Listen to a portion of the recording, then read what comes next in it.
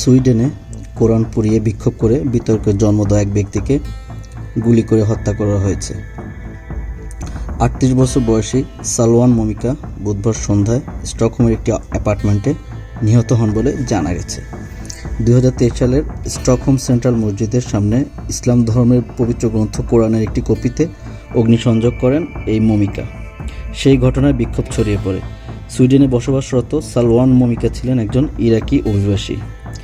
স্থানীয় পুলিশের একটি বিবৃতিতে বলা হয়, ৪০ বছর বয়সী এক ব্যক্তিকে গুলি করে হত্যার ঘটনায় ৫ জনকে গ্রেফতার করা হয়েছে। ঘটনার কাছাকাছি সময় মিস্টার মমিকা সোশ্যাল মিডিয়ায় লাইভ স্ট্রিমিং করছিলেন বলে স্থানীয় গণমাধ্যমের খবরে বলা হচ্ছে। সুইডেনের প্রধানমন্ত্রী উলফ ক্রিস্টারসন বলেছেন, দেশটির গোয়েন্দা সংস্থাগুলো তদন্তে নেমেছে, কারণ নিশ্চিতভাবেই কোনো বিদেশি শক্তির জড়িত থাকার সম্ভাবনা আছে বলে তারা মনে করেন। মমিকার একের পর এক ইসলাম বিরোধী প্রতিবাদ কর্মসূচি অনেক মুসলমান অধ্যুষিত দেশেই অসন্তোষের জন্ম দিয়েছিল। সুইডেনের বাক স্বাধীনতা সংক্রান্ত আইনের আওতায় মিস্টার মমিকাকে ধর্মগ্রন্থ পুড়িয়ে প্রতিবাদ করার অনুমতি দিয়েছিল দেশটির পুলিশ। ধারণা করা হয় এই কারণেই মমিতার এই হত্যাকাণ্ড ঘটতে পারে।